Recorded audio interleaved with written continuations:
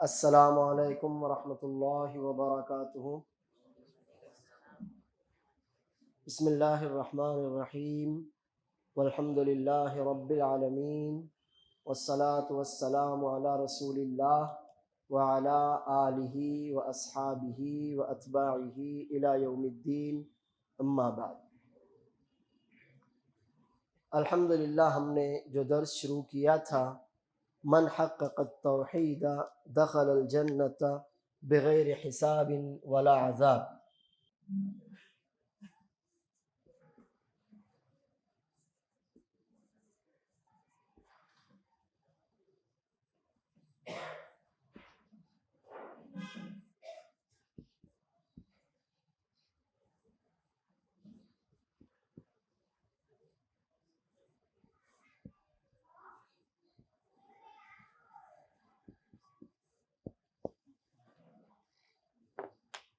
جس نے توحید کے تمام تقاضوں کو پورا کیا تو انشاءاللہ وہ جنت میں داخل ہوگا، لیکن اس کا نہ کوئی حساب ہوگا اور نہ اسے کسی بھی طرح کی تکلیف یا عذاب میں مبتلا کیا جائے گا۔ الحمدللہ پچھلے ہفتے کے درس میں ہم نے یہ جانا تھا کہ اللہ تعالیٰ نے ابراہیم علیہ السلام کے تعلق سے فرمایا ان ابراہیم امتن، ابراہیم علیہ السلام تنہا ایک امت تھے، اور ہم نے آپ کے سامنے یہ بات واضح کی تھی کہ ابراہیم علیہ السلام کو اللہ تعالیٰ نے کس معنی میں امت کہا۔ قانتا للہ، اللہ تعالیٰ کے فرما بردار تھے، اور ساتھ ہی حنیفاً، شرک سے اور جتنی بھی چیزیں شرک کے دائرے میں آتی ہیں ان تمام سے بالکل کٹ کر دور رہ کر خالص اللہ کی وحدانیت کو اپنانے اور اختیار کرنے والے تھے۔ اور مزید وضاحت کے لیے اللہ عز و جل نے فرمایا وَلَمْ يَكُ مِنَ الْمُشْرِكِينَ، وہ مشرکوں میں سے نہیں تھے۔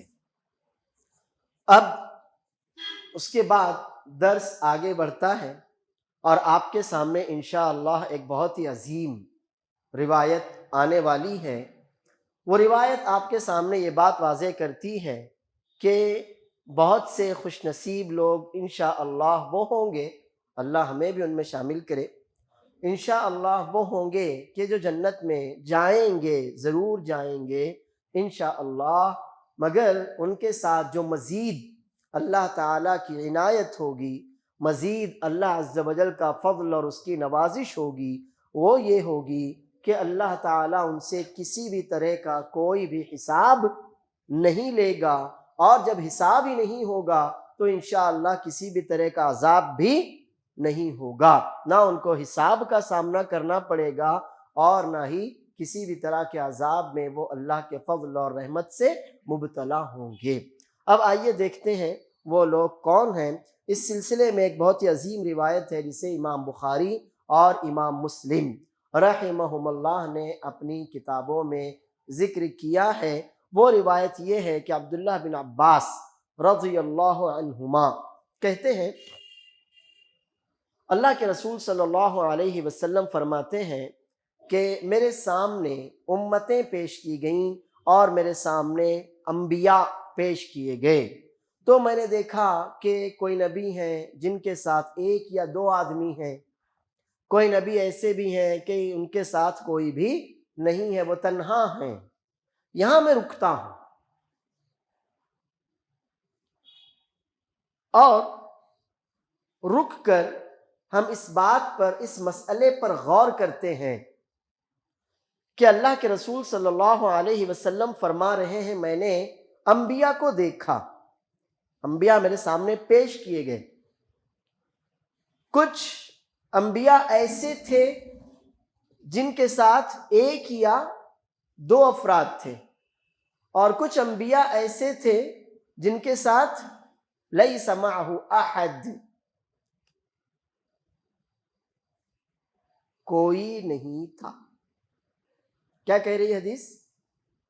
ایسے بھی میں نے انبیاء دیکھے کہ جن کے ساتھ ایک دو افراد تھے، اور ایسے بھی انبیاء ہم نے دیکھے کہ جن کے ساتھ کوئی نہیں تھا۔ یہ حدیث ہمیں یہ غور کرنے پر مجبور کرتی ہے کہ آپ کی دعوت کی کامیابی آپ کے فالوورز پر ڈیپینڈ نہیں ہے۔ دھیان دیجیے، وہ نبی جن کے ساتھ کوئی نہیں تھا، جن پر کوئی ایمان نہیں لایا، مطلب ان کا متبع، ان کا پیروکار، ان کا فالوور ایک بھی نہیں تھا، صحیح ہے؟ صحیح ہے نا؟ تو کیا وہ نبی داعی کی حیثیت سے ناکام ہوئے؟ وہ نبی داعی کی حیثیت سے ناکام ہوئے؟ ان کی دعوت ناکام ہوئی؟ جی جی پکا؟ ہاں صحیح ہے نا؟ مطلب یہ ہوا کہ فالوورز کی قلت اور کثرت آپ کی کامیابی اور ناکامی کی دلیل نہیں ہے۔ صحیح بات ہے؟ آپ کے متبعین، آپ کو سننے والے، آپ کی ماننے والے، آپ کو فالو کرنے والے اگر بہت بہت زیادہ ہیں تو اس کا یہ مطلب نہیں ہے کہ آپ کامیاب ہیں۔ اور اگر آپ کو سننے والا، آپ کی سننے والا، آپ کو ماننے والا، آپ سے رجوع کرنے والا، آپ کی اتباع کرنے والا، آپ کو فالو کرنے والا اگر کوئی نہیں ہے یا بہت ہی کم ہے تو اس کا یہ مطلب ہرگز نہیں ہے کہ آپ ناکام ہیں۔ میری بات سمجھ میں آ رہی ہے؟ میری بات سمجھ میں آ رہی ہے؟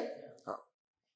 قرآن کریم نے بھی ہمارے سامنے یہی بات رکھی۔ اللہ فرماتا ہے کم من فئۃ قلیلۃ غلبت، حافظ صاحب آگے کیا ہے؟ فئۃ کثیرۃ باذن اللہ۔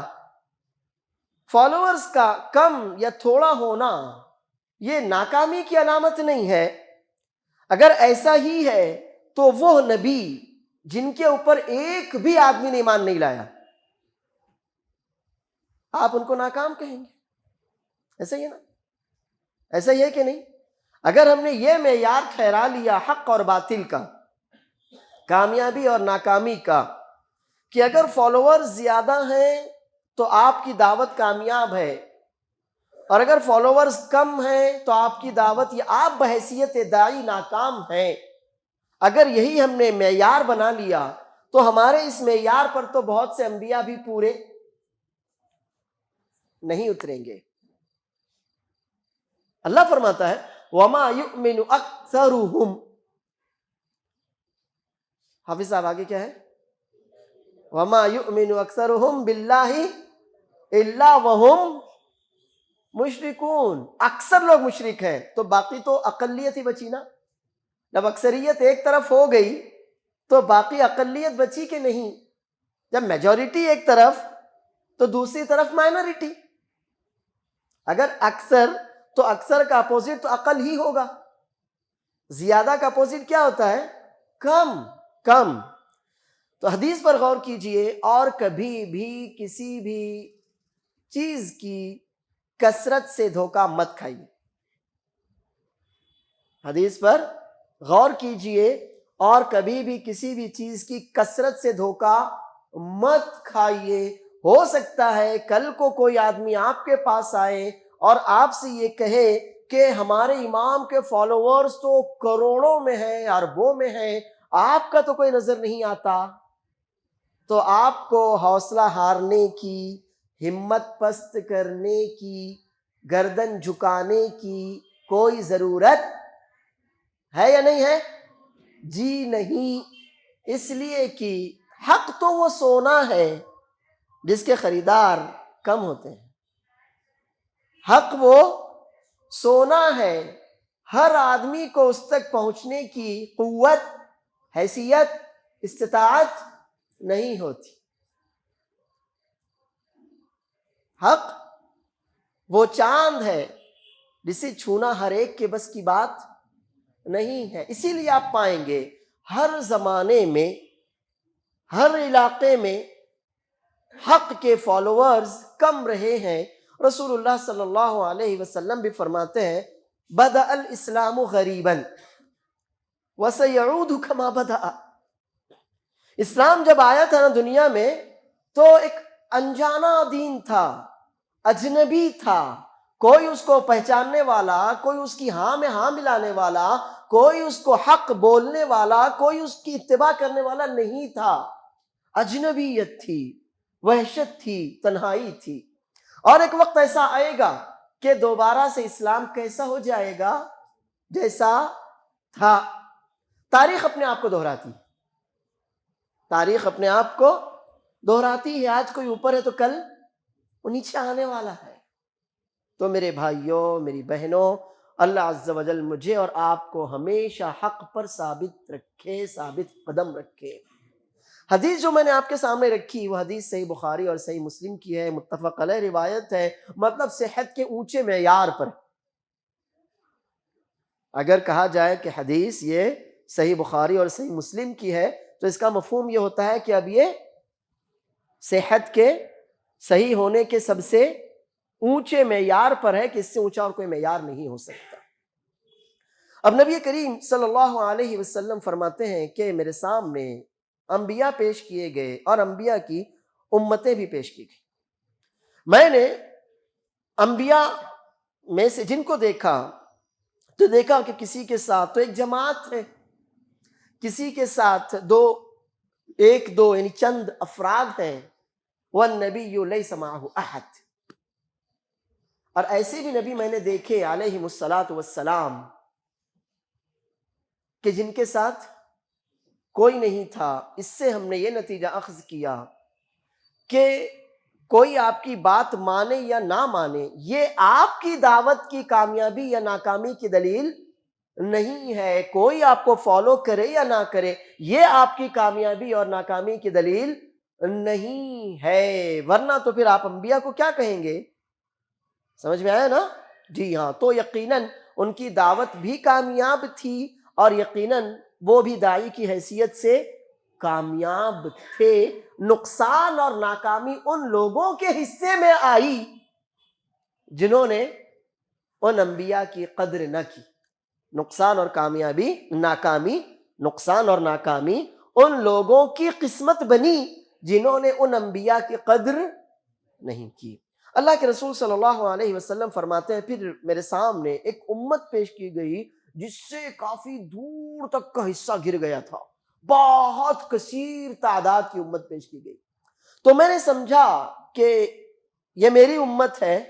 تو مجھ سے کہا گیا نہیں، ھذا موسیٰ وقومہ، نہیں، یہ آپ کی امت نہیں ہے بلکہ یہ موسیٰ علیہ السلام اور ان کی قوم ہے. یہاں پر دھیان دیجیے، نبی صلی اللہ علیہ وسلم سے پہلے جتنے بھی انبیاء آئے ان کی دعوت آفاقی نہیں تھی. نبی صلی اللہ علیہ وسلم سے پہلے جتنے بھی نوح سے لے کر عیسیٰ علیہ السلام تک جتنے بھی انبیاء آئے ان کی دعوت آفاقی نہیں تھی. اب آپ پریشان کہ یہ آفاقی کیا ہوتا ہے؟ ان کی دعوت پوری دنیا والوں کے لیے نہیں تھی.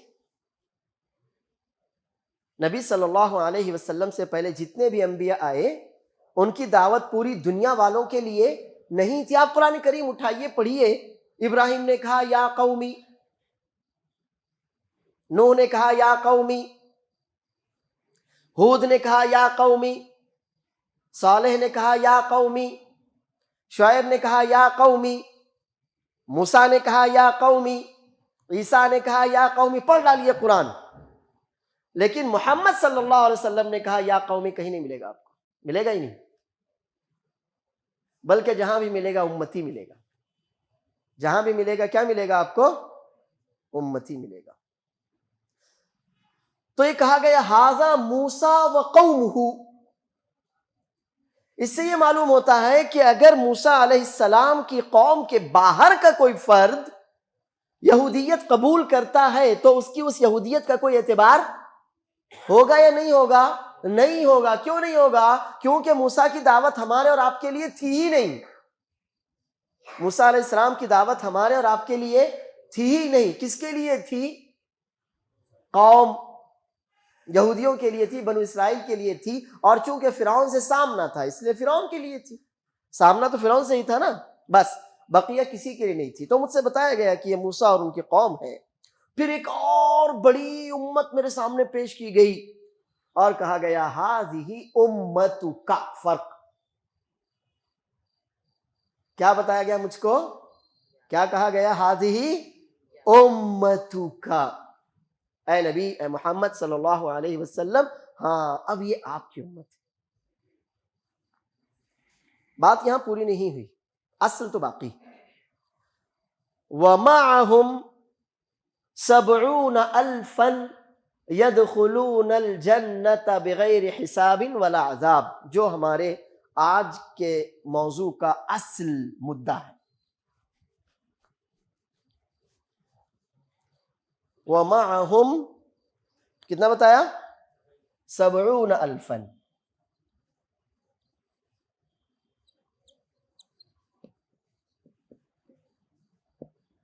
سبعون الفن کو ہم ایسا لکھتے ہیں،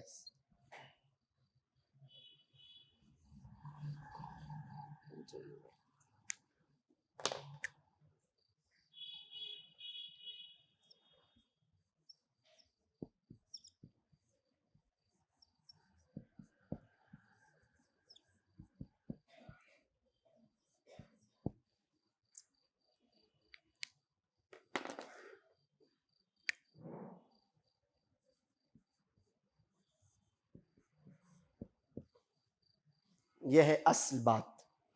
من حقق التوحید، جس نے توحید کو اس کے تمام تقاضوں کے ساتھ ثابت کر دیا، دخل الجنت بغیر حساب ولا عذاب، تو انشاءاللہ وہ جنت میں بغیر کسی حساب کتاب، بغیر کسی عذاب کے اللہ کی رحمت سے داخل ہو جائے گا.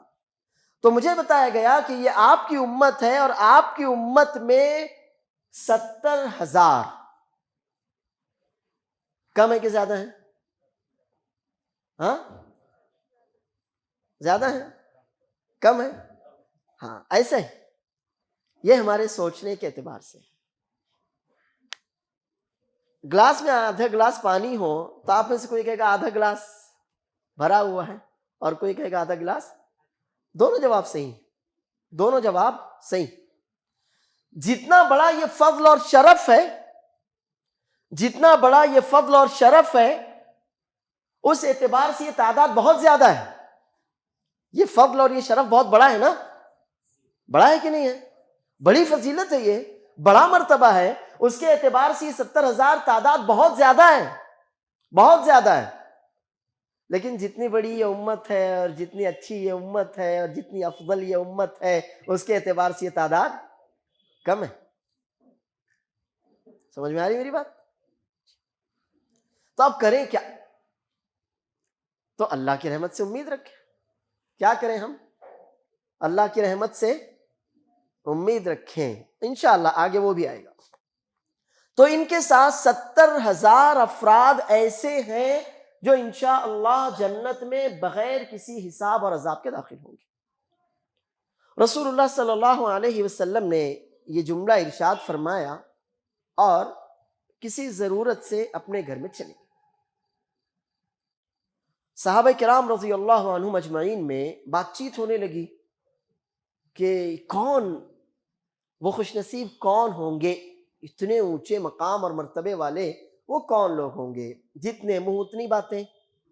بعض صحابہ کرام نے کہا کہ یہ وہ ہوں گے جو نبی صلی اللہ علیہ وسلم کے صحابہ ہیں، جنہوں نے اسلام کا علم جھنڈا کونے کونے تک پہنچایا، نبی صلی اللہ علیہ وسلم کی اتباع کی، آپ کا ساتھ دیا، آپ کے لیے قربانیاں دی، سب کچھ چھوڑا. تو اس سے مراد صحابہ کرام ہیں رضی اللہ عنہم اجمعین. کچھ صحابہ کرام کا ایسا کہنا تھا کہ نہیں، بلکہ اس سے سب تمام صحابہ کرام نہیں مراد ہیں، بلکہ یہ وہ لوگ ہوں گے جنہوں نے کبھی کفر اور شرک کیا ہی نہیں، پیدا بھی ہوئے تو مسلمان گھرانے میں، رہے بھی تو توحید ایمان پر، اور وفات بھی ہوئی تو توحید پر ایمان پر وفات ہوئی، جنہوں نے کفر اور شرک نہ دیکھا نہ کیا. یہ دو بڑی باتیں تھیں، اور بقیہ اور کئی باتیں تھیں۔ تھوڑی دیر کے بعد رسول اللہ صلی اللہ علیہ وسلم تشریف لائے تو دیکھا کہ آوازیں آ رہی ہیں، پوچھا کیا ہے؟ صحابہ کرام رضی اللہ عنہم نے بتایا کہ اللہ کے رسول صلی اللہ علیہ وسلم اب ہم اسی ادھیڑ بن میں ہیں۔ ادھیڑ بن آپ نہیں سمجھے، ادھیڑنا بننا، سویٹر بنتے ہوئے دیکھا ہوگا کسی کو، تو ادھیڑنا مطلب ادھیڑنا، کپڑا ادھیڑنا جانتے ہیں نا، اور اس کو واپس سے بننا، واپس سے سینا۔ تو صحابہ کرام رضی اللہ عنہم نے بتایا کہ اللہ کے رسول صلی اللہ علیہ وسلم اب ہم اس فکر میں ہیں کہ وہ 70,000 خوش نصیب کون ہوں گے، ہم میں سے کوئی کچھ کہتا ہے اور کوئی کچھ کہتا ہے۔ تو رسول اللہ صلی اللہ علیہ وسلم نے جواب دیا، وہ جواب آپ کے سامنے ہے، اور وہی جواب ہے من حقق التوحید دخل الجنت بغیر حساب ولا عذاب۔ وہ اس کا جواب جو نبی کریم صلی اللہ علیہ وسلم نے دیا تھا، یہاں بورڈ پر آپ کے سامنے لکھتا ہوں۔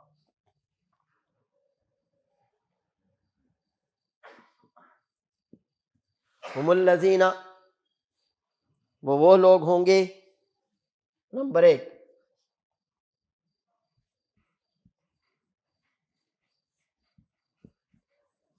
لا یسترقون ولا یتطیرون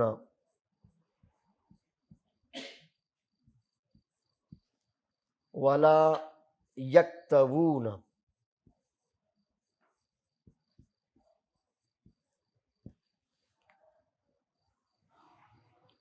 وعلی ربہم یتوکلون۔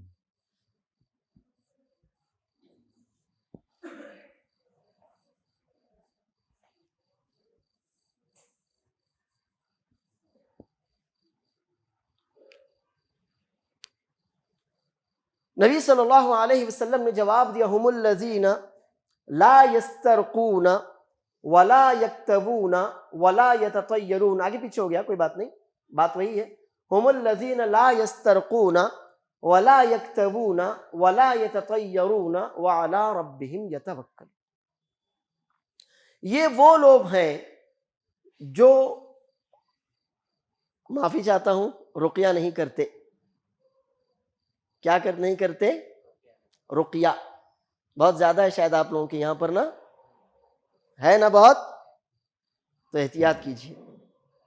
ہم الذین لا یسترقون، یہ وہ لوگ ہیں جو رقیہ نہیں کرواتے۔ مطلب نمبر 1، ولا یکتوون، آگ سے داغ کر علاج نہیں کرتے، ولا یتطیرون، بدشگونی نہیں لیتے، وعلی ربہم یتوکلون، اور ہر معاملے میں ان کا اعتماد، ان کا بھروسہ، ان کا توکل صرف اپنے رب پر ہی ہوتا ہے۔ اب آئیے ایک ایک بات کی طرف۔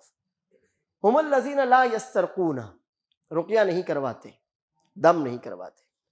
اب اگر دیکھا جائے تو دم کرنا یا کروانا جائز ہے شرعی حدود میں رہتے ہوئے، دم کرنا یا کروانا شرعی حدود میں رہتے ہوئے جائز ہے۔ اللہ کے رسول صلی اللہ علیہ وسلم نے دم کیا، اور دم اپنے اوپر بھی دم کیا، دوسروں پر بھی دم کیا، اور صحابہ کرام رضی اللہ عنہم کو بھی دم کرنے کا آپ نے حکم دیا، اس کی اجازت تھی۔ نبی صلی اللہ علیہ وسلم جب رات میں بستر پر لیٹتے تو کئی دعائیں ہیں، ان میں سے سورہ قل هو اللہ احد، سورہ قل اعوذ برب الفلق، اور سورہ قل اعوذ برب الناس، یہ پڑھتے، 3 بار پڑھتے، اپنی دونوں ہتھیلیاں ایسی ملاتے، ان پر ایسا پھونکتے کہ تھوڑے سے تھوک کے قطرات بھی نکلے، جس کو اردو میں تھتکارنا کہتے ہیں، اور پھر اپنی دونوں ہتھیلیاں پورے جسم پر، سر سے سینہ، پیٹ، پیروں، اور پھر پیٹھ وغیرہ جہاں تک بھی ہاتھ پہنچے، نبی صلی اللہ علیہ وسلم پھیر لیتے تھے۔ عائشہ رضی اللہ عنہ فرماتی ہیں کہ ایسا آپ 3 بار کیا کرتے تھے۔ فرماتی ہیں کہ پھر جب نبی کریم صلی اللہ علیہ وسلم بیمار ہوئے تو آپ کی طرف سے یہ عمل میں کرتی،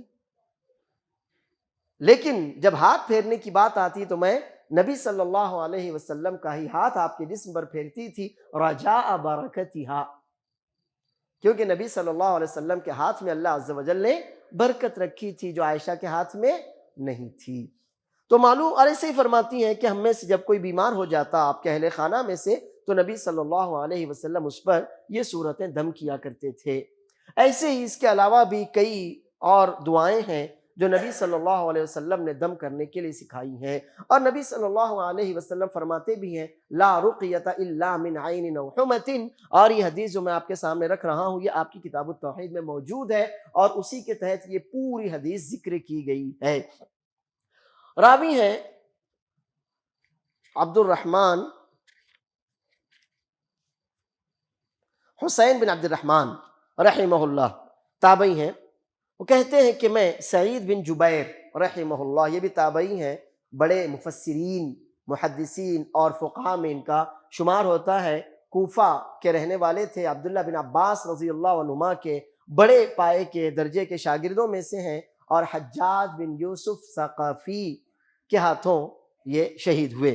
وہ کہتے ہیں کہ انہوں نے اپنے ساتھیوں سے پوچھا کل رات میں ستارہ ٹوٹا، آپ میں سے کسی نے دیکھا تھا؟ تو حسین بن عبد الرحمن کہتے ہیں کہ ہاں میں نے دیکھا تھا، اور مسئلہ یہ ہے کہ میں اس وقت نماز نہیں پڑھ رہا تھا بلکہ مجھے کسی جانور نے ڈنک مار دیا تھا۔ تو سعید بن جبیر رحمہ اللہ نے پوچھا تم نے یہ کیوں کیا، ڈنک جو مار دیا تھا تو تم نے کیا کیا؟ تو کہتے ہیں کہ میں نے دم کیا۔ انہوں نے جواب دیا میں نے دم کیا۔ سعید بن جبیر نے پوچھا کہ آپ نے دم کیوں کیا؟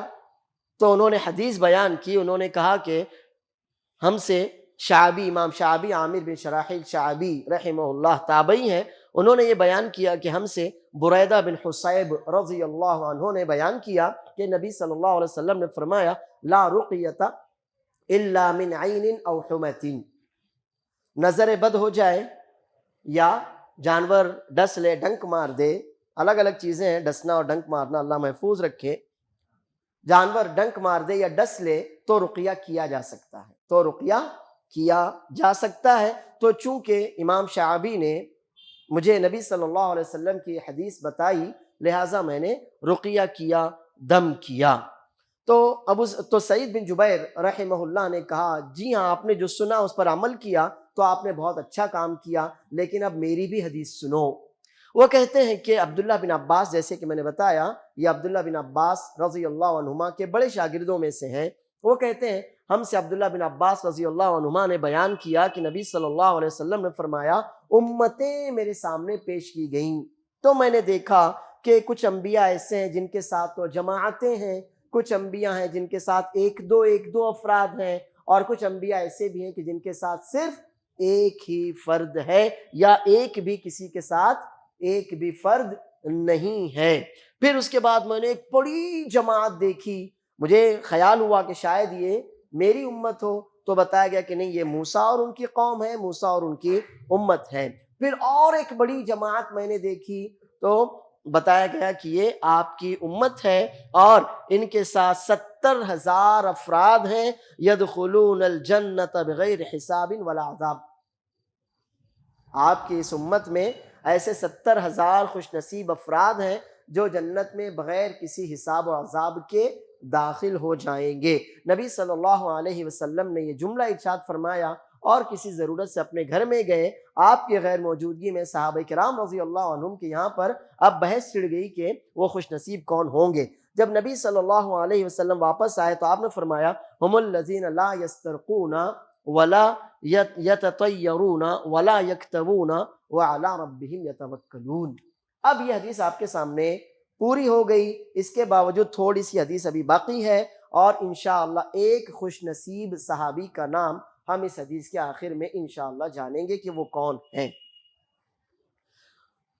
اب یہ ہے مسئلہ کہ وہ رقیہ یعنی دم، جھاڑ پھونک، آپ اس کو رقیہ کہیے، دم کہیے، جھاڑ پھونک کہیے، نہیں کرواتے۔ دو الگ الگ چیزیں ہیں، ایک ہے اپنے اوپر دم کرنا، ایک ہے کسی کے اوپر دم کرنا، اور ایک یہ ہے کہ میں اگر بیمار ہو جاؤں تو کسی سے درخواست کرنا کہ آپ میرے اوپر دم کر دیجئے۔ تو یہاں پر یہ تیسرا معنی مراد ہے۔ کون سا معنی مراد ہے؟ تیسرا۔ دوسری بات اور جان لیجئے کہ رقیہ اور دعا دو الگ الگ چیزیں ہیں۔ میں کسی سے یہ کہوں آپ میرے لیے دعا کیجئے تو اس میں کوئی مسئلہ نہیں، لیکن میں کسی سے کہوں آپ میرے اوپر دم کیجئے تو وہ مسئلہ یہاں پر ہے، دونوں میں فرق یاد رکھیے۔ تو اب حدیث یہ کہتی ہے کہ وہ دم نہیں کرواتے۔ دیکھیے اصل تو دم کرنا جائز ہے، اپنے اوپر ہو یا کسی اور کے اوپر ہو۔ اسی طرح سے اگر ہم بیمار ہو جائیں، اللہ شفا دے، تو کسی سے دم کروانا بھی جائز ہے، بالکل جائز ہے۔ جیسے کہ میں نے آپ کے سامنے دلیلیں رکھی، نبی صلی اللہ علیہ وسلم اپنے اوپر خود دم کرتے تھے، آپ کے اہل خانہ میں سے کوئی بیمار ہو جاتا تو آپ ان کے اوپر دم کرتے تھے۔ ایسے ہی صحابہ کرام رضی اللہ عنہم اجمعین سے نبی صلی اللہ علیہ وسلم کی حیات مبارکہ میں بھی دم کروانا ثابت ہے۔ لیکن اگر آپ اتنے اونچے معیار پر پہنچنا چاہتے ہیں تو پھر آپ دم کر تو سکتے ہیں اپنے اوپر یا کسی پر، لیکن کسی سے دم کروا نہیں سکتے۔ اگر آپ اتنی اونچی فضیلت حاصل کرنا چاہتے ہیں تو دم کر تو سکتے ہیں، اپنے پر کیجئے کسی پر کیجئے، لیکن کسی اور کے ذریعے اپنے اوپر دم کروا، فرق سمجھ میں آیا نا؟ میں خود دم کروں اپنے اوپر، اور دوسری شکل یہ کہ میں کسی سے کہوں آپ میرے اوپر دم کر دیجئے، تو کون سی شکل مراد ہے؟ کسی سے کروانا نہیں، کسی سے دم کروانا نہیں۔ تو یہ وہ لوگ ہیں جو کسی اور سے دم نہیں کرواتے۔ جائز ہونا الگ ہے، لیکن اگر آپ فضیلت کے اتنے اونچے معیار پر پہنچنا چاہتے ہیں تو پھر تو کیا کرنا پڑے گا آپ کو؟ اس جائز چیز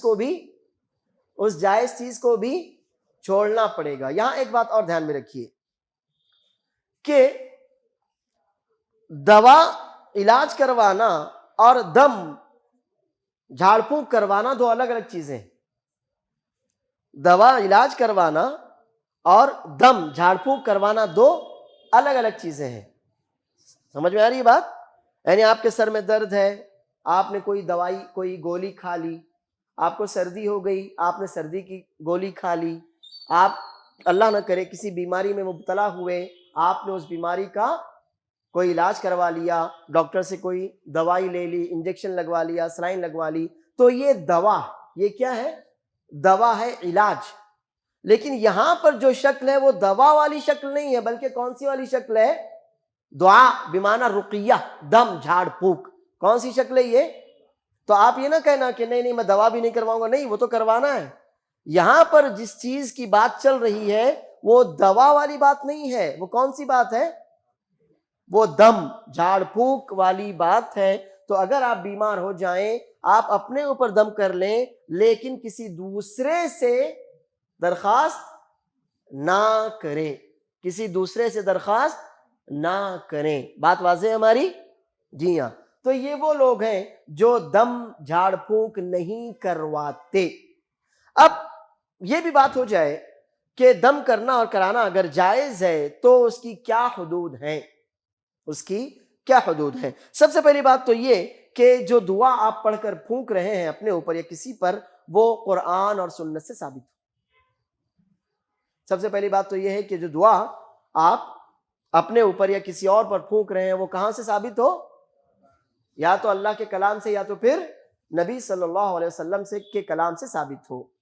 دوسری بات، اگر قرآن اور سنت کی کوئی دعا آپ کو یاد نہیں، آپ اپنی زبان میں کہہ رہے ہیں، تو اس دعا میں توحید کے علاوہ کچھ نہ ہو، اس دعا میں توحید کے علاوہ کچھ نہ ہو۔ یعنی مدد کس سے مانگی جائے؟ صرف اللہ سے۔ جیسے میں کہوں اللہ مجھے شفا دے دے، ہے نا، اللہ اس کو شفا دے دے، اللہ تو اس کی تکلیف دور کر دے۔ اب یہ عربی تو نہیں ہے، قرآن کی کوئی دعا یا حدیث نہیں ہے، اردو ہی ہے، لیکن اس میں توحید کے علاوہ کچھ ہے کیا؟ جی نہیں۔ تیسری بات یہ ہے کہ اگر آپ کسی سے دم کروا رہے ہیں تو وہ آدمی بھی موحد ہونا چاہیے۔ کیا ہونا چاہیے؟ وہ آدمی موحد ہونا چاہیے، اور آپ پر دم کے لیے وہ کسی بھی طرح کا لیمو، مرچی، چپل، جوتا، مٹی، مٹکا، مرغا، بکرا، یہ ساری چیزیں کرنے والا نہ ہو۔ اگر ایسا ہے، وہ کہتا ہے کالے رنگ کا مرغا ذبح کرنا پڑے گا، تو آپ اسی کو ذبح کر دیجئے، مرغا ذبح مت کیجئے۔ سمجھ لیجئے وہ توحید سے دور ہے، سمجھ لیجئے کہ وہ بندہ توحید سے دور ہے۔ تو یہ یاد رکھیے، اگر آپ کسی اور سے دم کروانا چاہ رہے ہیں تو پھر وہ آدمی کیسا ہو؟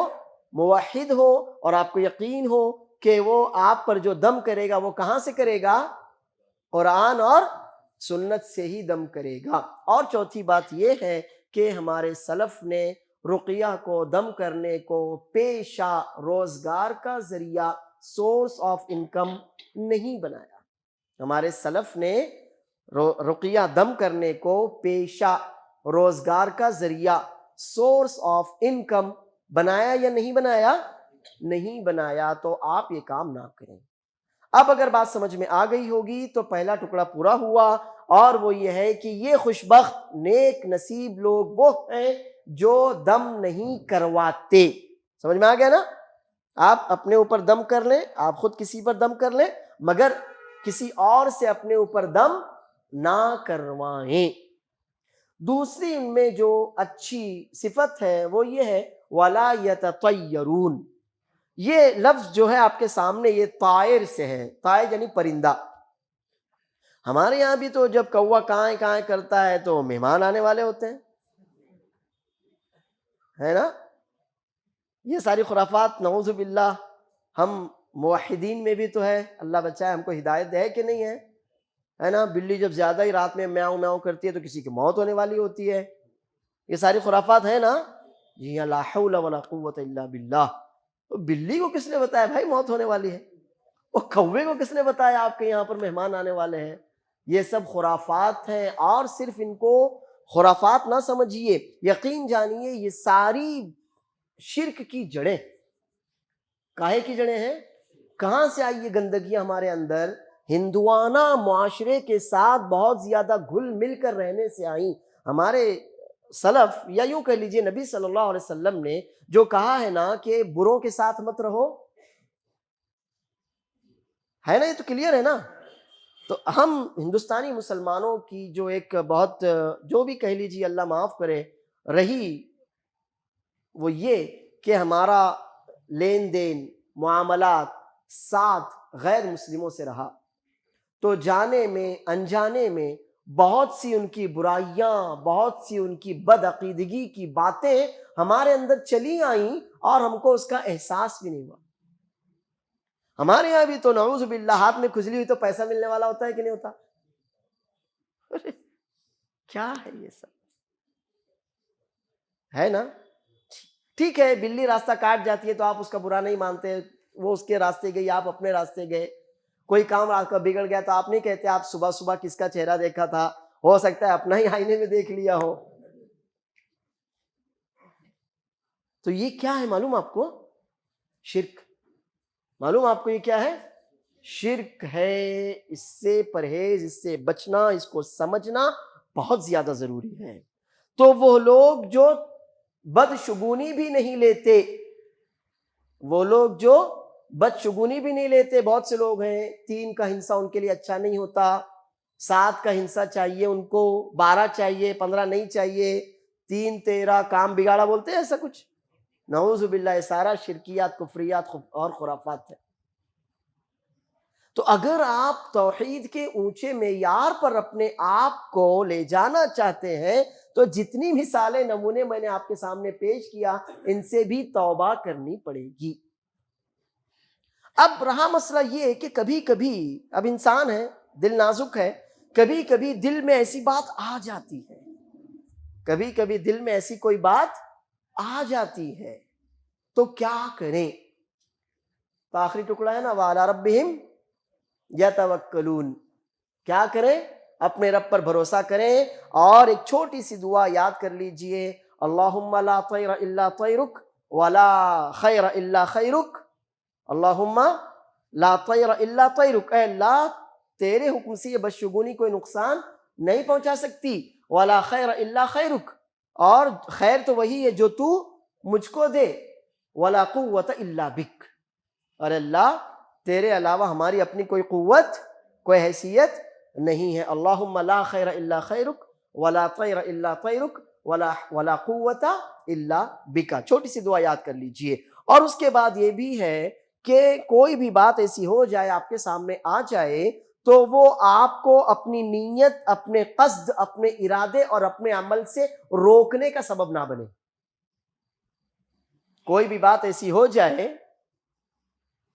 بدشگونی کی کوئی بات، مثلا بلی راستہ کاٹ گئی، تو اب آپ سوچیں ارے ارے بلی تو راستے سے آگے سے چلی گئی، اب میرا کام ہوگا یا نہیں ہوگا، بات دل میں آئی نا، آپ کیا کریں، فوراً اس بدشگونی کو جھٹک دیں اور جس کام سے آپ جا رہے تھے اس کام کے لیے آگے بڑھ جائیے۔ بدشگونی آپ کو اگر اپنے کام سے روکتی ہے تو یہ شرک، بدشگونی اگر آپ کو اپنے کام سے روکتی ہے تو پھر یہ شرک ہے۔ اس بدشگونی کو دور کرنے کے دو بڑے ذریعے میں نے آپ کو بتائے، ایک تو اللہ پر بھروسہ رکھیے، جو دعا ہے اللہم لا خیر الا خیرک ولا طیر الا طیرک ولا قوت الا بک، وہ دعا پڑھیے، اور تیسرا یہ کہ آپ اپنا وہ کام کر ڈالیے جس کام کے لیے آپ اپنے گھر سے نکلے تھے۔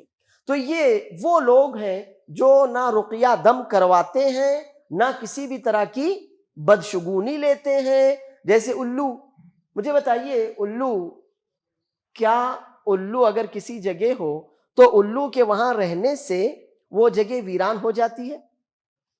ایسا ہے کہ کہیں ایسا ہے؟ نہیں، بلکہ ویران جگہ کو وہ بیچارہ الو اپنا مسکن بناتا ہے۔ الٹا ہے، ہاں، ہم لوگ یہ سمجھتے کہ الو اگر کہیں ہے تو اس کی وجہ سے وہ جگہ ویران ہو جاتی تھی، ایسا نہیں ہے۔ الو بہت شرمیلا پرندہ ہے، آپ میں سے کسی نے دیکھا بھی نہیں ہوگا اس کو، وہ رات میں نکلتا ہے شکار کرنے کے لیے، جو بھی کیڑے مکوڑے وہ کھاتا ہوگا، اس کو دن میں دکھتا بھی نہیں۔ تو وہ شور شرابے ہنگامے سے دور کسی جگہ کو اپنا مسکن بناتا ہے۔ اب ہم کیا سمجھ بیٹھے، الٹا سمجھ بیٹھے، جیسے کہ ایک شعر بھی آپ پڑھتے ہوں گے، برباد گلستان کرنے کو ایک ہی الو کافی ہے نا، یہ پڑھا سنا کبھی شعر؟ برباد گلستان کرنے کو ایک ہی الو کافی، اور شاخ پہ الو بیٹھا ہے انجام گلستان کیا ہوگا۔ یہ شعر ہر اعتبار سے غلط ہے، جو اس میں شرک ہے وہ بھی غلط ہے، اور لفظ کے اعتبار سے دیکھیں تو بھی غلط ہے، اور اگر سائنٹیفکلی کوئی پروف کرنا چاہے تو بھی غلط ہے۔ اس لیے کہ الو کے آنے جانے سے گلستان برباد نہیں ہوتا، بلکہ جو پہلے سے ویران ہو، کھنڈر ہو الو، وہاں جا کر رہتا ہے۔ الٹا فرق سمجھ میں آیا نا آپ کو؟ جی ہاں۔ تو کسی بھی طرح کا نہ کوئی جانور منحوس ہوتا ہے، نہ کوئی پرندہ منحوس ہوتا ہے، نہ کوئی انسان منحوس ہوتا ہے، کسی بھی طرح کی نحوست کی ہماری شریعت میں، ہمارے دین میں کوئی گنجائش نہیں ہے۔ تو یہ وہ لوگ ہیں جو نہ دم کرواتے ہیں، نہ کسی بھی طرح کی بدشگونی لیتے ہیں، ولا یکتوون، اور آگ سے داغ کر علاج بھی نہیں کرتے۔ پرانے زمانے میں ایسا تھا کہ اگر زخم ہو جاتا اور گہرا زخم ہوتا، اس زخم کے بھرنے کی کوئی صورت نظر نہ آتی تو اس کو آگ سے داغا جاتا تھا۔ ہمارے اس ملک میں بھی کئی جگہوں پر ایسا ہے، خاص طور پر نیمونیا وغیرہ کی جو بیماریاں ہوتی ہیں، ان میں آگ، لوہے کی سلاخ گرم کی جاتی ہے اور اس سے سینے پر گرمی پہنچائی جاتی ہے۔ تو یہ سب آگ سے داغ کر جو علاج کیا جاتا ہے کسی بھی شکل میں ہو، آگ سے داغ کر اگر کوئی علاج کیا جاتا ہے وہ کسی بھی شکل میں ہو، تو اگر اس کی ضرورت نہیں ہے تو وہ حرام، اور اگر وہ علاج کا آخری حربہ ہے کہ اس کے بغیر اب علاج ہی نہیں ہوگا، اگر آپ کے پاس کوئی سبسٹیٹیوٹ موجود ہے، الٹرنیٹ کچھ موجود ہے، تب پھر آپ اس کو آگ والے علاج کو اختیار نہیں کر سکتے۔ لیکن کوئی الٹرنیٹ ہے ہی نہیں، یہی اب آخری ہے، کوئی سبسٹیٹیوٹ نہیں ہے، یہی آخری علاج ہے، تو پھر ایسی صورت میں انسانی جان بچانے کی خاطر وہ کام کیا جا سکتا ہے۔ فرق سمجھ میں آیا نا؟ اگر سبسٹیٹیوٹ ہے، کچھ الٹرنیٹ ہے، تو پھر آپ کسی بھی طرح آگ، اور یہ جو بجلی ہے، یہ جو کرنٹ ہے، یہ بھی آگ ہی کی شکل ہے کہ نہیں؟ اس سے آگ لگتی نا گھر میں، اللہ محفوظ رکھے، لگتی نا، یہ آگ ہے، یہ بجلی جو کرنٹ ہے یہ آگ کی ہی شکل بدلی ہوئی، جو ہماری سمجھ میں نہیں آتی، ورنہ وہی ہے۔ تو آج کے زمانے میں اگر کوئی کہے کہ کرنٹ سے، بجلی سے علاج کیا جاتا ہے، تو آپ یہی بتائیں گے کہ وہ بھی آگ سے علاج کرنے کے ہی خانے میں آتا ہے۔ اب اگر اس کا کوئی سبسٹیٹیوٹ موجود ہے، اس کا کوئی الٹرنیٹ دوسرا ذریعہ علاج موجود ہے، تو وہی کیا جائے گا، یہ نہیں کیا جائے گا۔ ہاں، یہ علاج اسی وقت ہو سکتا ہے جب اور کوئی الٹرنیٹ، کوئی دوسرا اس کا متبادل کیا کہتے ہیں الٹرنیٹ کو اردو میں؟ متبادل. اس کا اور کوئی الٹرنیٹ سبسٹیٹیوٹ متبادل موجود نہ ہو تو آپ آگ سے علاج کر سکتے ہیں، لیکن پھر اس شرف اور فضیلت سے ہاتھ دھونا پڑے گا. ہاتھ دھونا پڑے گا یعنی محروم ہونا پڑے گا. اس فضل اور شرف اور فضیلت سے محروم ہونا پڑے گا. تو یہ ان لوگوں کی خصوصیات نبی صلی اللہ علیہ وسلم نے بتائیں کہ وہ لوگ جو نہ دم کرواتے ہیں، اللہ میری خود سنتا ہے تو پھر مجھے کسی اور کے پاس جانے کی ضرورت نہیں ہے. بدشگونی نہیں لیتے کیونکہ اسلام ہماری شریعت میں کسی بھی طرح کی نحوست یا بدشگونی کی کوئی گنجائش نہیں ہے. اور تیسری بات، آگ کچھ لوگوں کے لیے معبود کی حیثیت رکھتی ہے. صحیح بات ہے نا؟ جی ہاں. تو کہیں بھی کسی بھی لمحے کوئی یہ نہ کہہ سکے کہ اگنی دیوتا نے آپ کو شفا دی. سمجھ میں آیا؟ جی ہاں. آگ یہ مخلوق ہے، یہ مخلوق ہے، لیکن بہت سے وہ لوگ جنہیں اللہ نے ہدایت نہیں دی ان کے لیے تو دیوی دیوتا ہے نا یہ. لہٰذا کبھی بھی کہیں بھی کوئی آپ کو یہ طعنہ نہ دے سکے کہ آپ کو شفا کس نے دی؟ اگنی دیوتا نے دی. ٹھیک ہے آپ کا عقیدہ نہیں ہے، لیکن کوئی اور بھی اگر آپ پر حرف رکھتا ہے تو ہماری شریعت کو یہ بھی گوارا نہیں ہے. تو یہ 3 ایسے کام ہیں یہ لوگ نہیں کرتے، اور پھر ان تینوں کاموں کو ایک جملے میں سمیٹ دیا، وَعَلَىٰ رَبِّهِمْ يَتَوَكَّلُونَ. وہ ہر معاملے میں، ہر کام میں، اپنے ہر اقدام میں صرف اور صرف اپنے رب اللہ تعالی پر ہی بھروسہ کرتے ہیں. دیکھیے اب یہ عبارت آپ میں سے جن کو بھی عربی آتی ہے، عربی عبارت کے اعتبار سے ہونا چاہیے تھا وَيَتَوَكَّلُونَ عَلَىٰ رَبِّهِمْ. کیا ہونا چاہیے تھا عربی عبارت کے اعتبار سے؟ الٹا، وَيَتَوَكَّلُونَ عَلَىٰ رَبِّهِمْ. لیکن اس کو رب کو پہلے ذکر کر کے یہ بتایا گیا کہ یہ معنی صرف تاکید کا ہے. جیسے ہم کہتے ہیں ایاک نعبد، کیا کہتے ہیں ہم لوگ؟ حالانکہ ایکچوئل وہ عبارت ہے نعبد ایاک، ایسی عبارت. لیکن عربی زبان کی یہ خصوصیت ہے کہ بہت سی دفعہ الفاظ کے الٹ پھیر سے تاکید پیدا ہو جاتی ہے. وَعَلَىٰ رَبِّهِمْ يَتَوَكَّلُونَ. وہ پوری شدت کے ساتھ، مضبوطی کے ساتھ، ایمان کے ساتھ، عقیدے کے ساتھ اپنے رب پر ہی بھروسہ کرتے ہیں. سمجھ میں آیا فرق عبارت کا؟ جی ہاں. تو یہ ہے ان لوگوں کی کوالٹیز جو انشاءاللہ بغیر کسی حساب کتاب کے جنت میں داخل ہوں گے. اور صحیح بخاری صحیح مسلم کی روایت میں ان کی تعداد کتنی بتائی گئی ہے؟ 70,000. اور ہم نے آپ کو بتایا کہ یہ تعداد ایک لحاظ سے کم بھی ہے اور دوسرے لحاظ سے زیادہ بھی ہے. لیکن اچھا ابھی حدیث تھوڑی سی باقی ہے، اس کے بعد آگے کی بات کرتے ہیں. جب نبی صلی اللہ علیہ وسلم نے یہ جملہ ارشاد فرمایا تو عکاشہ بن محصن رضی اللہ عنہ کھڑے ہوئے اور کہا یا رسول اللہ صلی اللہ علیہ وسلم ادعو اللہ ان یجعلنی منہم. اللہ کے رسول صلی اللہ علیہ وسلم اللہ سے میرے حق میں دعا کر دیجئے کہ اللہ مجھے بھی ان خوش نصیب لوگوں میں شامل کر دے. رسول اللہ صلی اللہ علیہ وسلم نے فرمایا انت منہم، تمہاری دعا قبول ہوئی. رسول اللہ صلی اللہ علیہ وسلم نے فرمایا انت منہم، خوش نصیب بشارت ہو، تمہاری دعا قبول ہوئی، انشاءاللہ تم ان خوش نصیب افراد میں شامل رہو گے. جب یہ جملہ سنا تو ایک اور انصاری صحابی کھڑے ہوئے اور کہا یا رسول اللہ صلی اللہ علیہ وسلم ادعو اللہ ان یجعلنی منہم، اللہ سے میرے حق میں بھی دعا کر دیجئے کہ اللہ مجھے بھی ان خوش نصیب افراد میں شامل فرما لے. تو نبی کریم صلی اللہ علیہ وسلم نے فرمایا سبقک بہا عکاشہ. عکاشہ بازی لے گئے. کون آگے بڑھ گیا؟ عکاشہ آگے بڑھ گئے. اس ٹکڑے سے ہماری سمجھ میں یہ بات بھی آتی ہے کہ اسلام میں قدر ان لوگوں کی ہوتی ہے جو آگے بڑھنے والے ہوتے ہیں، پھسڈی اور پیچھے رہنے والوں کی کوئی قدر نہیں کرتا. اسلام میں قدر ان لوگوں کی ہوتی ہے جو اپنے اندر آگے بڑھنے کی قوت، آگے بڑھنے کا حوصلہ رکھتے ہیں. جو لوگ دب دب کر رہتے ہیں، پیچھے پیچھے رہتے ہیں نا، ان کی کوئی بھی قدر نہیں کرتا، ان کی صلاحیتیں، ان کی ایبیلیٹیز، ان کی قوتیں، ان کی حیثیتیں، ان کی قدرتیں ساری کی ساری وہیں کی وہیں ان کے ساتھ دفن ہو جاتی ہیں۔ تو اسلام یہ چاہتا ہے کہ آپ میں سے کوئی بھی آدمی پیچھے رہنے والا، پچھڑنے والا، پھسڈی نہ بنے۔ ہر فرد اپنے آپ کو ایک امت کی حیثیت سے ثابت کرے۔ رسول اللہ صلی اللہ علیہ وسلم نے فرمایا عکاشہ تم سے آگے بڑھ گئے، عکاشہ بازی لے گئے۔ حدیث ہو گئی پوری۔ حدیث سے جہاں بہت سی باتیں سمجھ میں آئی ہیں، انشاءاللہ وہ تو ہوگا آگے، لیکن ایک اور اہم بات، اور وہ یہ کہ یہ حدیث صحیح بخاری اور صحیح مسلم کی ہے۔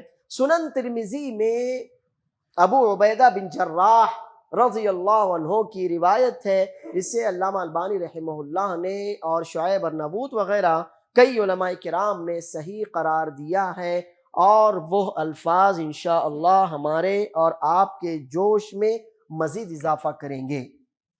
وہ الفاظ یہ ہیں: مع کل الف 70 الفا، ہر 1000 کے ساتھ 70,000۔ نبی صلی اللہ علیہ وسلم نے فرمایا کہ پھر میں نے اپنے رب سے دعا کی اللہ اضافہ کر دے۔ اللہ کے لیے کیا مشکل، میں نے اپنے رب فاستزدت ربی عز وجل، میں نے اپنے رب عز وجل سے درخواست کی اللہ اضافہ کر دے، 70,000 تو بہت کم ہے۔ فزادنی مع کل الف 70 الفا، اللہ عز وجل نے اضافہ کر دیا ہر 1000 کے ساتھ 70,000۔ سمجھ میں آیا؟ اب تعداد بڑھ گئی کہ نہیں بڑھ گئی؟ ابھی اور بڑھنے والی ہے، اطمینان سے بیٹھیے۔ مع کل الف، ہر 1000 کے ساتھ، یہ 1000 ٹھیک ہے، ہر 1000 کے ساتھ کتنے؟ 70,000۔ اب یہ کل کتنے ہو گئے؟ 71,000 ہو گئے نا؟ اچھا، اب یہ 71,000 ہو گئے۔ اب اس 71 کو 70 بار لکھیے۔ اس 71,000 کو کتنی بار لکھیے؟ 70 بار لکھیے۔ آپ میں سے کسی نے میتھس 12th میں، گریجویشن میں میتھس لیا ہے؟ میتھس ہے کوئی ہمارے پاس؟ امت بنو نا، آئیے بسم اللہ، یہ بورڈ آپ کا انتظار کر رہا ہے، آئیے آئیے آئیے بسم اللہ۔ ارے کیلکولیٹر تھوڑی چاہیے ہمارے کو، ہاں آؤ نا، آگے آؤ، بسم اللہ تو آؤ نا، بسم اللہ۔ اب آپ موبائل میں دیکھیں گے تو کیا فائدہ ہوا پھر اس کا؟ یہ مع کل الف، ہر 1000 کے ساتھ مزید 70 الف، 70,000 ہوئے نا؟ تو 71 ہوئے کہ نہیں؟ تو 71 کو کتنی بار، میں چشمہ لگاتا ہوں، آپ میں سے اور بہت سے لوگ چشمہ لگاتے ہیں، تو ایسا لکھیے کہ سب کو نظر آئے۔ 71,000 جی ضرب 70 کہ 71، مع کل الف 70 الف، ہر 1000 کے ساتھ 70,000، تو آپ کو 71 کو 70 بار لکھنا ہے۔ اس کو 70 کیجیے نیچے والے کو، جی جی۔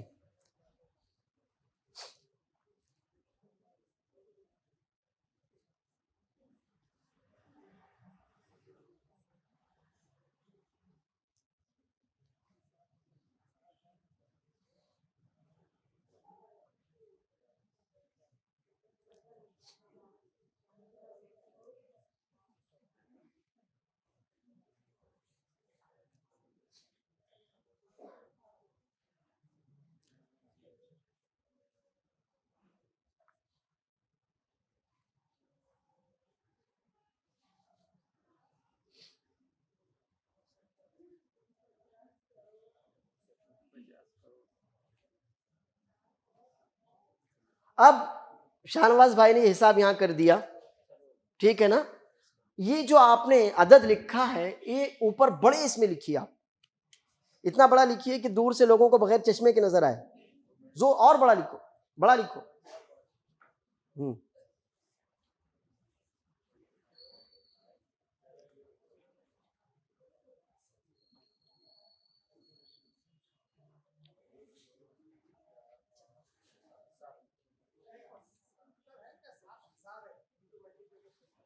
70.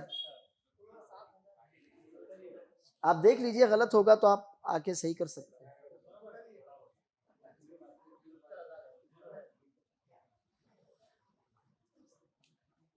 کتنا ہے؟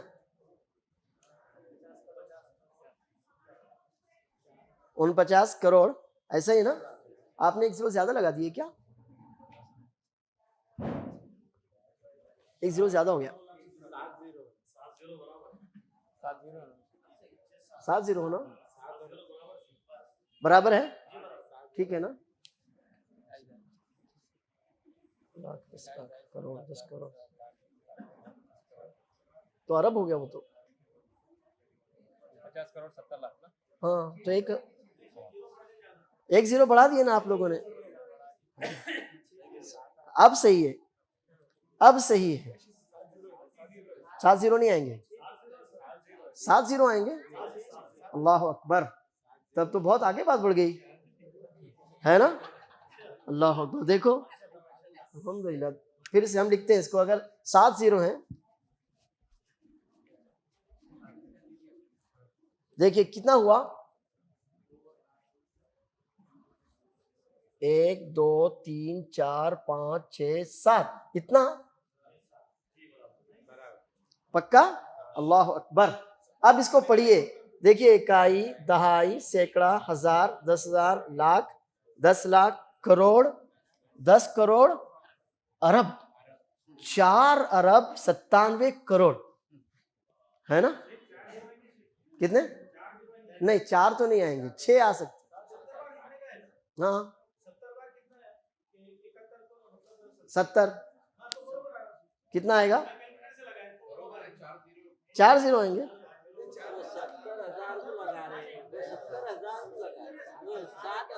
70. یہ برابر ہے نا؟ الحمدللہ. ٹھیک ہے. دیکھیے یہ غلط ہے یا صحیح، یہ میرا علم نہیں ہے. جتنے بھی میتھمیٹیشین یہاں بیٹھے ہوئے ہیں وہ اس کے ذمہ دار. ٹھیک، دینا چاہیے نا. دیکھیے ماشاء اللہ برکت دے. خسرو بھائی کا یہ کہنا ہے کہ شاہ نواز بھائی کو کچھ انعام دینا چاہیے. یقیناً دینا چاہیے نا. اب ہمارا تو یہ حال ہے کہ جان تم پر نثار کرتے ہیں. چلیے اللہ برکت دے، علم دے. تو اب یہ جو بھی عدد آپ کے سامنے ہے، دکھ رہا ہے نا یہ عدد. اب آپ اس کو کتنا پڑھ رہے ہیں؟ 4 ارب 97 کروڑ، یعنی 5 ارب، تقریباً 5 ارب. اور یہ بھی کم ہے. یہ بھی کیسا ہے؟ تو جوڑیے نا بالکل. کوئی ہاں 70.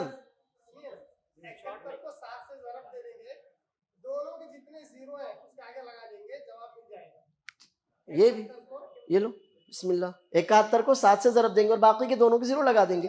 وہ بھی ٹھیک ہے. ہاں ہاں لگاؤ. نیچے نیچے بڑا، ذرا بڑا لکھو. 70,000 کے ہاں جی. ان کے 6 ہاں اور وہ 6 7 زیرو آگے نا. بارک اللہ ماشاء اللہ. دیکھیے اللہ برکت دے اس بچے کو. الحمدللہ کتنا آسان. ٹھیک ہے نا ماشاء اللہ. بارک اللہ فیکم. تو اب یہ جو بھی عدد ہوا 5 ارب کے آس پاس کا عدد ہو گیا نا. یہ ہمارا 5 ارب کے آس پاس کا یہ عدد ہے. لیکن امت محمدیہ کی کثرت کے اعتبار سے یہ بھی کم ہے. حدیث ابھی آگے اور ہے، سننا چاہیں گے آپ لوگ؟ تو حدیث یہ کہتی ہے کہ فاستزدت ربی فزادنی مع کل 1070 الفا. میں نے اپنے رب سے دعا کی اللہ اور اضافہ کر دے. اللہ عز و جل نے دعا قبول کی اور ہر 1000 کے ساتھ مزید 70,000 کر دی. ہر 1000 کے ساتھ مزید 70,000. تو اب 71,000 کے وہ حصے جماعتیں بن گئیں. اس کے بعد وَثَلَاثُ حَسَيَاتٍ مِّنْ حَسَيَاتِ رَبِّ عَزَّ وَجَلَّ. میرے رب اللہ عز و جل کی 3 مٹھیاں.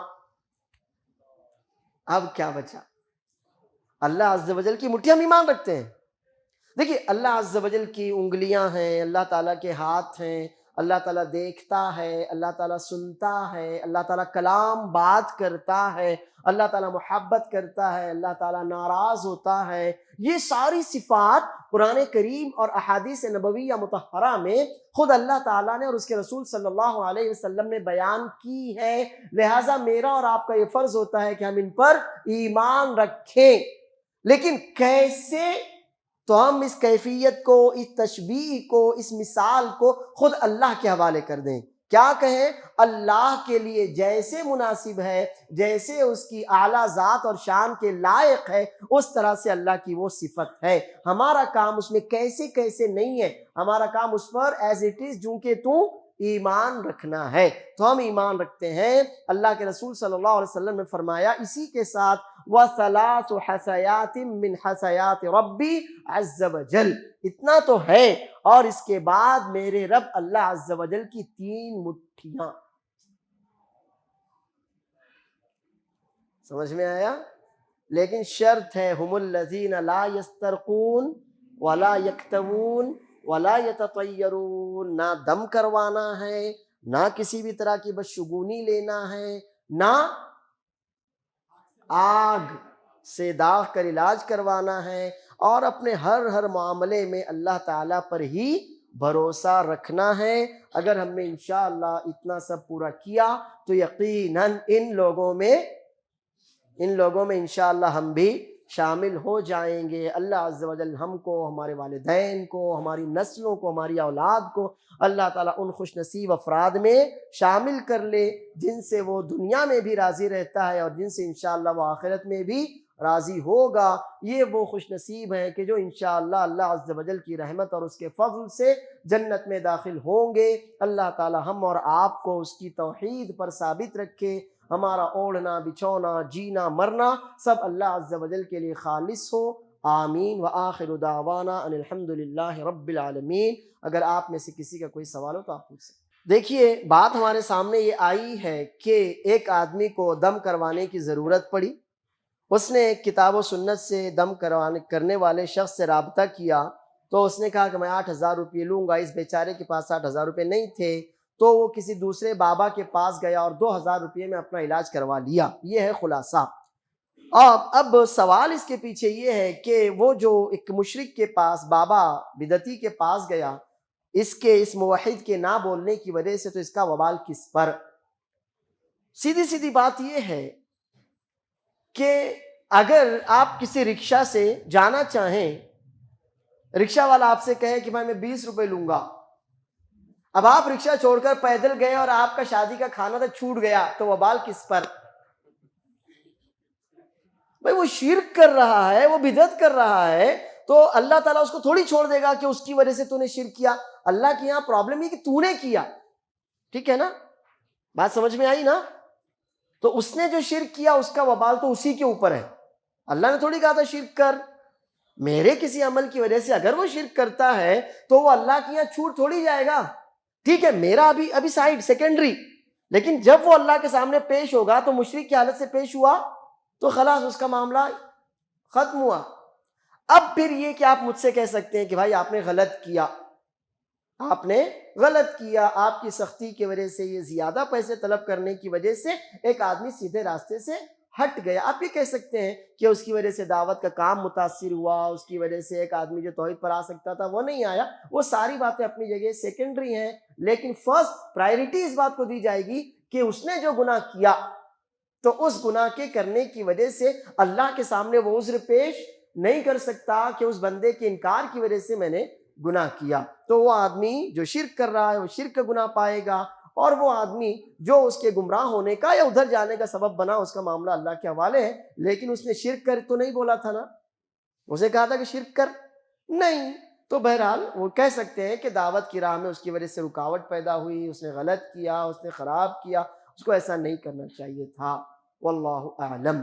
2 باتیں اور ہیں جو شاید آپ کو پوچھنی چاہیے تھیں یا آپ کے ذہن میں ہوں گی. ایک بات تو یہ ہے کہ ہم نے جو آپ سے کہا کہ اسلام میں کسی بھی طرح کی کوئی نحوست نہیں ہے، کوئی نحوست نہیں ہے، ہمارے دین نے شدت کے ساتھ نحوست کی نفی کی اور کہا کہ نحوست کی کوئی گنجائش ہمارے یہاں پر نہیں ہے۔ لیکن ایک حدیث آتی ہے، ایک حدیث ہے، اس میں یہ ہے کہ 3 چیزوں میں نحوست ہو سکتی ہے۔ کون سی چیزیں ہیں وہ؟ ہاں 3 چیزیں ہیں، ایک تو عورت یعنی بیوی، دوسرے گھر، اور تیسرے گھوڑا جانور۔ تو دیکھیے وہاں پر نحوست کا معنی خیر سے محرومی نہیں ہے، وہاں پر نحوست کا معنی خیر سے محرومی نہیں ہے، وہاں پر اس کا مفہوم یہ ہے، اس حدیث کا مطلب یہ ہے کہ آدمی شادی کیوں کرتا ہے؟ سکون کے لیے، اطمینان کے لیے۔ کیوں کرتا ہے؟ سکون کے لیے، اطمینان کے لیے، اپنے دین، اپنے ایمان کو مکمل کرنے کے لیے، اور اس لیے کہ یہ زوجہ صالحہ ہو جو آخرت میں میرے کام آئے، آخرت کا گھر بنانے میں میرے کام آئے۔ اب اگر اسے گھر میں سکون نہ مل رہا ہو، بیوی سکون نہ دے رہی ہو، آخرت کے کاموں میں اس کی مددگار نہ ہو، اس کا مزاج چڑچڑا ہو، انڈرسٹینڈنگ نہ ہو، زبان دراز ہو، آپ کی نافرمان ہو، اللہ اور اس کے دین کے کاموں میں آپ کا کوئی تعاون نہ کرتی ہو، تو یہ مفہوم ہے اس کا کہ ایسی بیوی اگر ملتی ہے تو گویا وہ نحوست ہے، بمعنی خیر سے محرومی ہے۔ وہ نحوست جو نحوست ہے نا ہمارے یہاں پر، وہ والی نحوست نہیں ہے وہ۔ دوسری بات، آپ گاڑی کیوں لیتے ہیں؟ کیوں لیتے ہیں آپ؟ آسانی کی خاطر نا۔ اب اگر آپ کی گاڑی صبح اسٹارٹ ہی نہ ہوتی ہو، آپ آدھا گھنٹہ لگ گیا اسٹارٹ نہیں ہو رہی، ہر چوتھے دن گاڑی خرچہ نکال رہی ہو، اس کو بھگانا چاہے پک اپ ہی نہ لے رہی ہو، ہر تھوڑے دنوں کے بعد تکلیف، تو یہ گاڑی کی نحوست ہے۔ مطلب اس سے جو خیر ملنا چاہیے تھا وہ آپ کو نہیں مل رہا اور آپ کو تکلیف ہو رہی ہے۔ گھر، آدمی گھر کیوں بناتا ہے؟ سکون سے عزت کے ساتھ زندگی گزارنے کے لیے، لیکن گھر اس کا چھوٹا ہے، ایسی جگہ ہے جو جگہ بدنام ہے، ایسی جگہ جہاں پر آوارہ قسم کے لوگ رہتے ہیں، پڑوسی تکلیف پہنچاتے ہیں، تو اس کو سکون مل پائے گا کیا؟ جی نہیں۔ تو یہ مفہوم ہے کہ اگر نحوست ہوتی تو ان 3 چیزوں میں ہوتی۔ مطلب یہ ہے کہ اگر یہ 3 چیزیں بگڑی ہوئی ہیں تو آپ خوش نہیں رہ سکتے۔ اگر یہ 3 چیزیں بگڑی ہوئی ہیں تو آپ خوش نہیں رہ سکتے۔ یہ بات خاص طور پر نحوست کے جی جی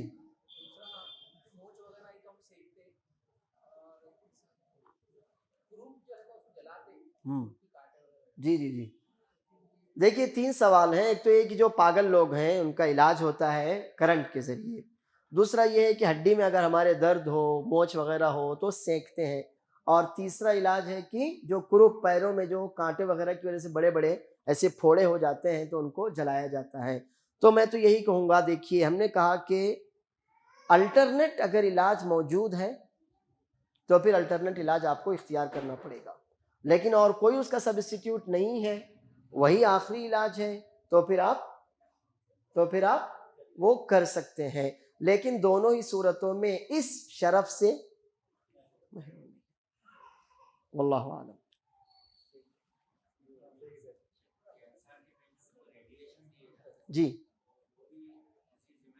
جی ہاں، وہ جو ریڈیشن ہے وہ کرنٹ ہی سے تو ہوتا ہے نا، جی وہ اسی زمرے میں، جو بھی علاج ہو، چھوٹا ہو بڑا ہو۔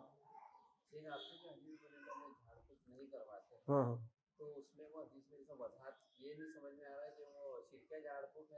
شرکیہ تو ویسے بھی منع ہے نا، شرکیہ تو ویسے بھی حرام ہے۔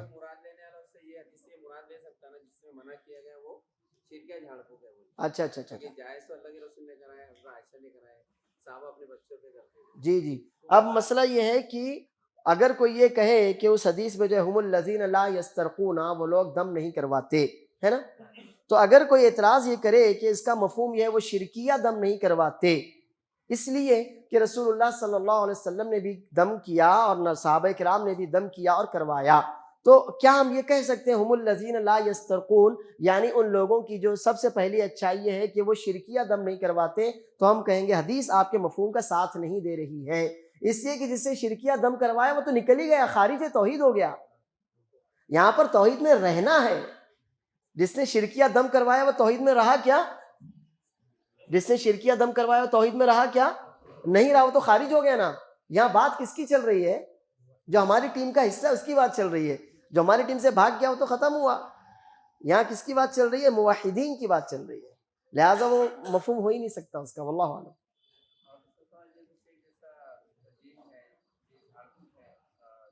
کوئی عراقی ایسا پیسے بھی نہیں لیتا, مخلص اللہ کے لیے کر رہا, سمجھو اس میں جا کے دعوت بھی دے رہا, نیمبو تعویذ کو بھی ختم کر رہا, پھر کچھ قرآن کی آیتیں اور کوئی کا درس دے کے بھی آ رہا, تو پھر وہ کیسا ہے؟